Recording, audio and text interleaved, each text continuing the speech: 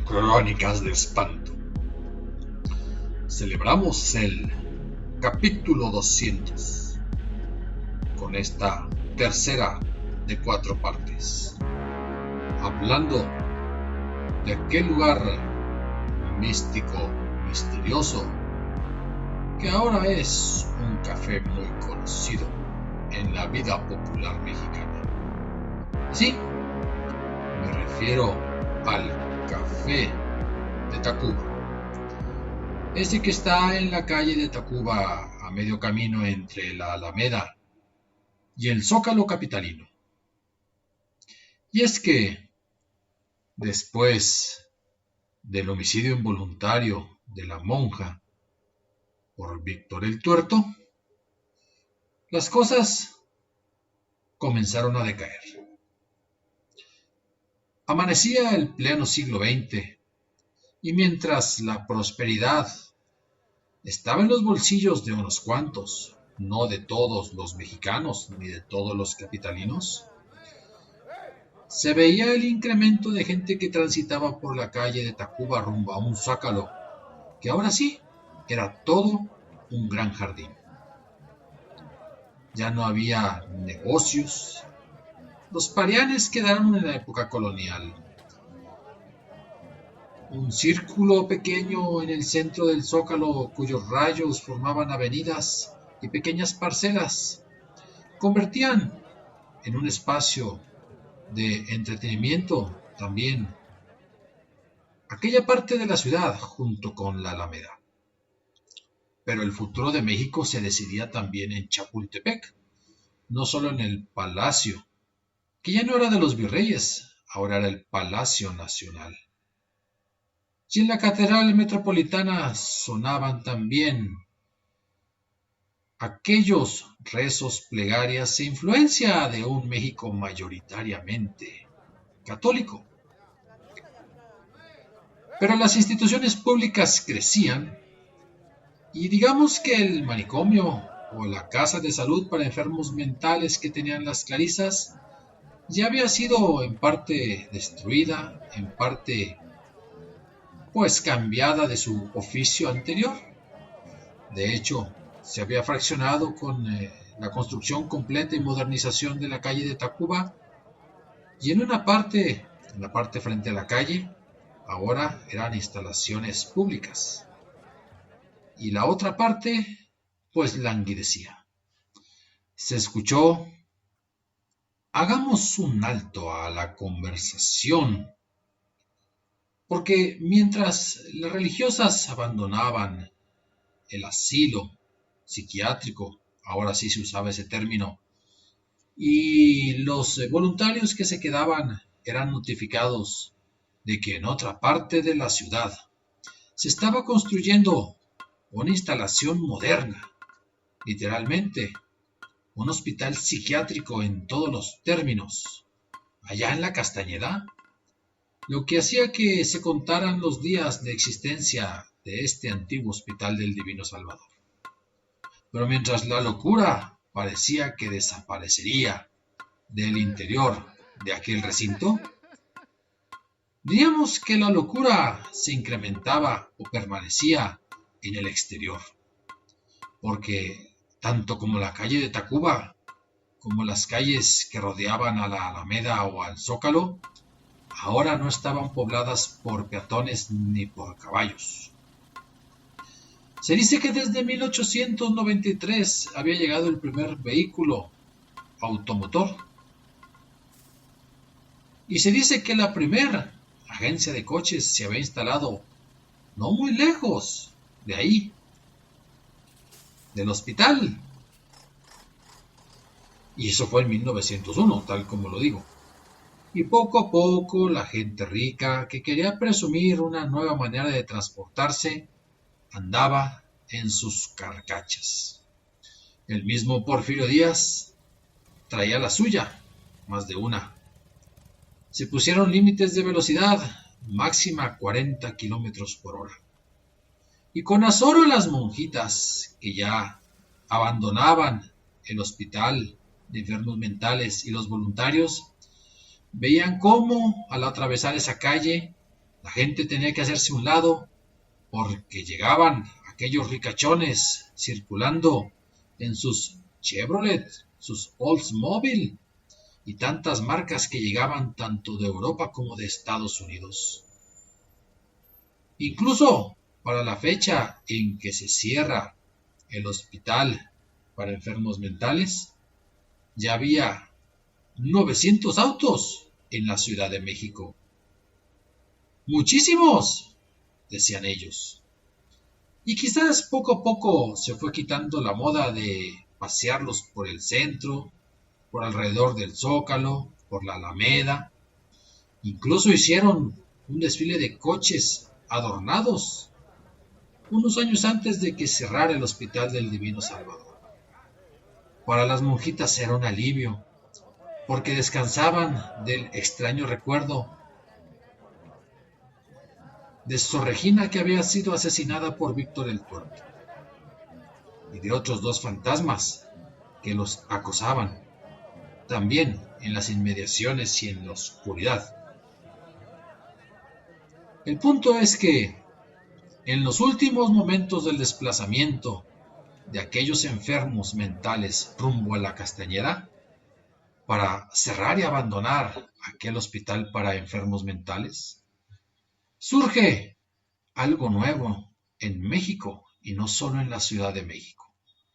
Y es que para 1909, cuando Porfirio Díaz ya había dado una entrevista a un periodista norteamericano, Krillman, y afirmaba que él estaba dispuesto y que veía con beneplácito que surgieran pues voces opositoras o personas que intentaran ocupar la presidencia que él ya ocupaba prácticamente por más de 30 años, y se empiezan a fundar clubes políticos que harían las primeras partes de partidos.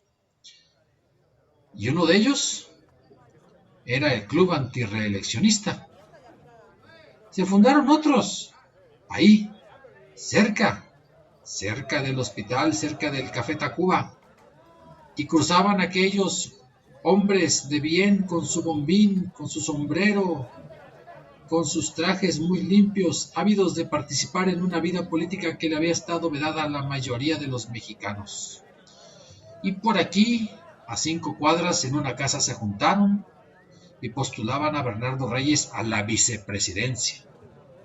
Válgame Dios, nadie postulaba a cualquiera para la presidencia. Todos postulaban a Porfirio Díaz.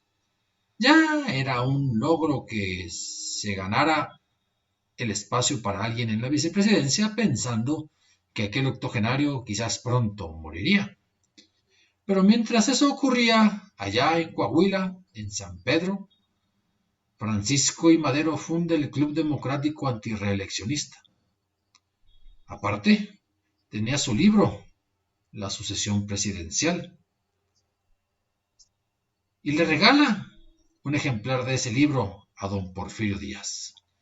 Y en medio del ajetreo del tránsito de aquellos coches y del desplazamiento, tanto de personas como de ideas, no le hacían mucho caso a Francisco I. Madero y sus antirreeleccionistas.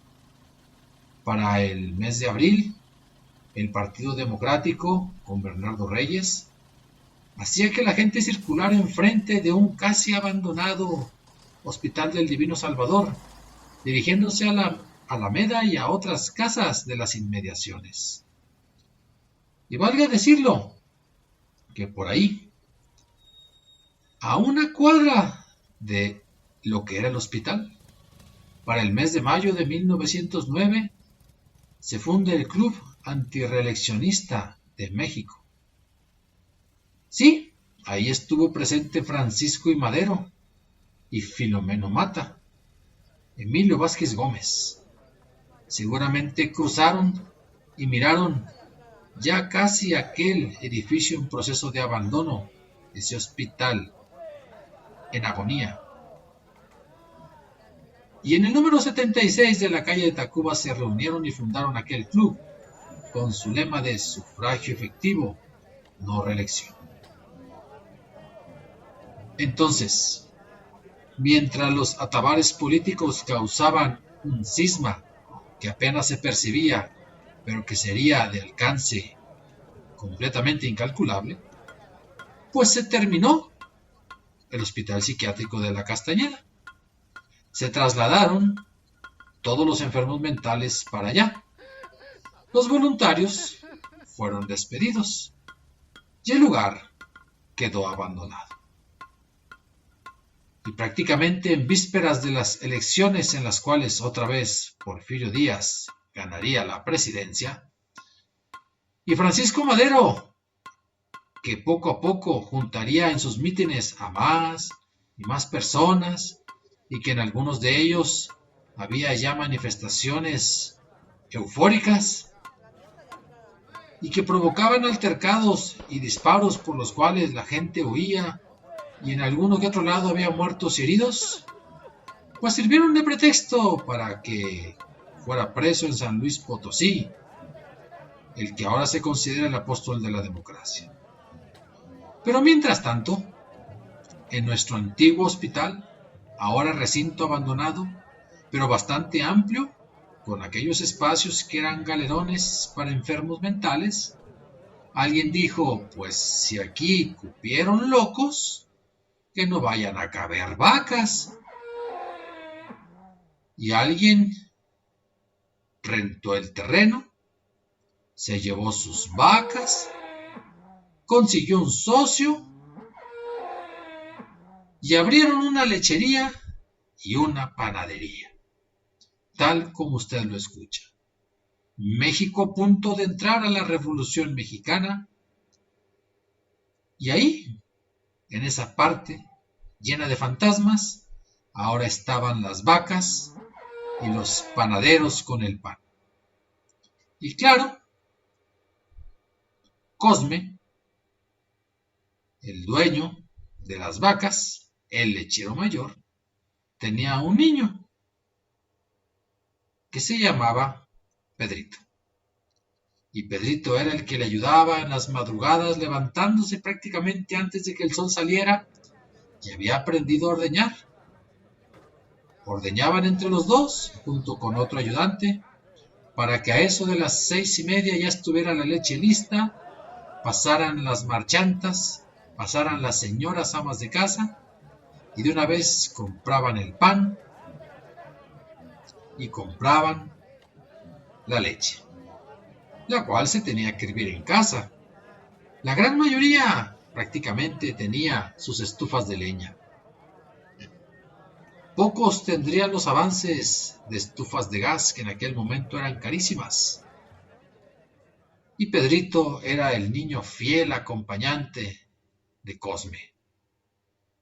Fueron solamente unos años en los que duró la lechería y también la panadería.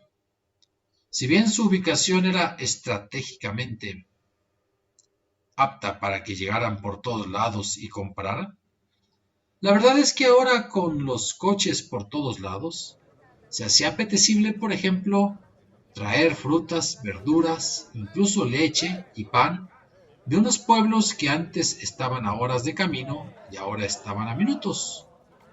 La competencia del pan de Coyoacán, la competencia de la leche de Tacubaya,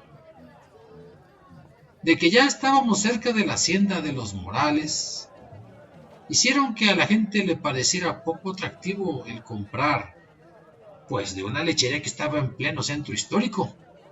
Ya a muchos también les parecía algo así como antihigiénico escuchar el mugir de vacas tan cerca de sus casas.